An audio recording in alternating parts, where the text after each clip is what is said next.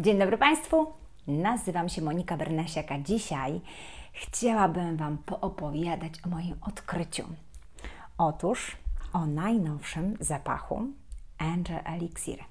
Jest to zapach, który jeszcze się nie pojawił tak naprawdę w sprzedaży i tak naprawdę nawet nie wiem jakim cudem ja go mam.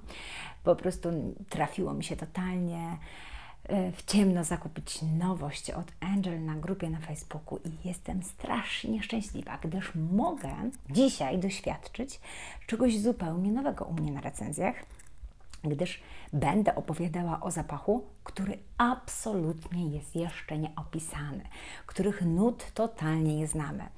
A jak wiecie na pewno i się domyślacie, rozpiska nut jest dla mnie ogromną pomocą, jeżeli chodzi o rozczytywanie zapachów, bo kiedy wiemy, że w danym zapachu istnieje dany składnik, sugerujemy się tym właśnie, że on tam jest i go szukamy. Szukamy go wąchając czy to na papierku, czy też na skórze i możemy sobie wyobrazić, jak ten zapach rzeczywiście powinien pachnieć, kiedy już czytamy nuty. Natomiast tutaj trzymam w tej chwili perfumę, tak naprawdę totalnie w ciemno mogę rozszyfrowywać, co tam jest w środku i to mi się strasznie podoba. Jest to dla mnie bardzo ekscytujące, dlatego uważnie słuchajcie dzisiejszej recenzji, gdyż jeżeli ten zapach pojawi się na Fragrantice czy w perfumeriach dostępny i będzie w sprzedaży, to na pewno będzie to dla mnie fantastyczne sprawdzenie mojej intuicji, tak? Albo nosa. Więc dzisiaj porozmawiamy o najnowszym zapachu, który Angel wypuścił na swoje 30-lecie, nie na 30-lecie marki Mugler, tylko na 30-lecie powstania zapachu Angel. Pamiętacie hasło, które właśnie Terry Mugler wymyślił do promowania Angela klasycznego? Strzeżcie się aniołów, gdyż są i te złe, i te dobre. Tych dobrych i tych złych.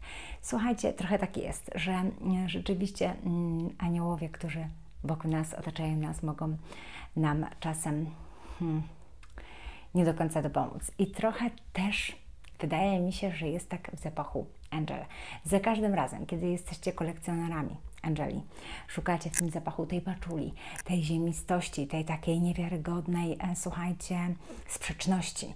Niby właśnie wilgotność piwniczna, a z drugiej strony wata cukrowa, karmel, trzcina i mnóstwo cukru. Jak jest w tym Angelu? Słuchajcie, mam tutaj drugi Angel klasyczny. Jestem troszkę dzisiaj nieprzygotowana, bo mam zapalenie spojówek, dlatego tak bez makijażu, wybaczcie mi. I mam zwykły Angel i Angel Elixir, czyli najnowszy. I oczywiście jak znacie ten zapach orientalną gourmand, to wiecie pewnie, że ten zapach jest taki trochę świdrujący i jednak ta ziemistość gdzieś tam na każdej płaszczyźnie w rozwijaniu się tego zapachu jest uwidoczniona. Tak, od samego początku czujemy, że to jest ta moc, ta magia, słuchajcie, tego Angela. Natomiast co jest w Angelu Elixirze? Ja wyobraziłam sobie te nuty zapachowe kilkukrotnie inaczej, aniżeli można byłoby sobie je przeczytać. Wyobraziłam sobie, że na pewno tutaj musi być jaśmin. On jest jakby kolebką całego tutaj zapachu. Paczula, jeżeli w ogóle istnieje, to naprawdę jest niewyczuwalna. Ale słuchajcie, jest na pewno miód. Jest na pewno jakaś doza karmelu, być może praliny. Myślę, że nawet bardzo prawdopodobne, że to są praliny. Ja widzę tutaj również kapkę, dosłownie kapkę czarnej porzeczki w otwarciu. A jeżeli nie czarna porzeczka, to być może jakieś inne ciemne owoce, jakieś soczyste owoce. Będziemy to wszystko mieli oczywiście dosłodzone wanilią, myślę, że może nawet i cukrem. Wyobrażam sobie tutaj też kokos, może wodę kokosową, taką właśnie jak w Alien Goddess Intense, czysty kokos w wersji Intense, czy też w wersji Goddess wodę kokosową. Zdecydowanie wyobrażam sobie również taki akord pudru, czyli co? Irys? Pewnie irys. Troszkę przypraw, ale nie stawiałabym na przyprawy ostre i takie pikantne. Nie wiem, czy tutaj Na pewno nie ma różowego pieprzu, na pewno nie ma kardamonu, labdanu czy też cywetu, na pewno nie ma takich składników mocno męsko brzmiących. Baza będzie typowo taka sensualna i pudrowo-drzewna. Nie będzie to tutaj takiej agresywności paczuli. Szybciej bym powiedziała i stawiałabym raczej na to prawie na 100%, że baza jest również ambrowo-bursztynowa. I teraz słuchajcie, żeby Wam to wyobrazić i zwizualizować, jak pachnie ten zapach, jak pachnie Angel Elixir, to mam dla Was fantastyczną zagwozdkę. Otóż wyobraźcie sobie właśnie trochę Versace Crystal Noir w starej klasycznej wersji, czyli ten kokosowy wydźwięk, taki lekko buduarowy i taki troszeczkę pikantniejszy. Wyobraźcie sobie taki trochę dymny niuans z L'Interdit Intense. Wyobraźcie sobie wreszcie jaśminowy, piękny, nektarowo, taki bogaty i upojny jaśmin z Alien w wodzie perfumowanej. Wyobraźcie sobie, oj nie zabrałam, właśnie ten kokosowo-bursztynowy wydźwięk z Alien Goddess Intense. Wyobraźcie sobie również pudrowość, ale taką wręcz kosmetyczną, jak na przykład mamy w Lipstick Rose.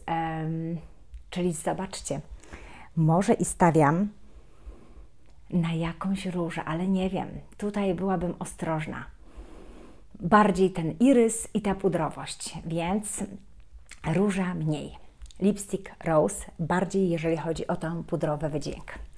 I uwaga, dla mnie fenomenalnie odpowiadający tej sensualności zapach, właśnie tej takiej intrydze w Angelu Elixir, to taka słodycz i taka soczystość z Armani Code. I ja tutaj mam ten stary Code, ten, który był naprawdę nasączony tym soczystym aromatem. Noszę go, słuchajcie, tutaj na wierzchu, a tutaj noszę Angel Elixir. I teraz, jeżeli bym miała porównywać, to rzeczywiście tu jest soczyście, tu jest tak trochę pikantnie i tu jest tak trochę uwodzicielsko, narkotycznie i upojnie, a w Elixir jest jednak trochę bardziej bardziej pudrowo, gęsto i dymnie. I tak właśnie widzę ten zapach. Jestem ogromnie ciekawa, co to będzie dalej. Czego się dowiemy, kiedy już będziemy wiedzieć właśnie, kiedy ten zapach w ogóle będzie miał premierę i jakie on ma tam składniki schowane.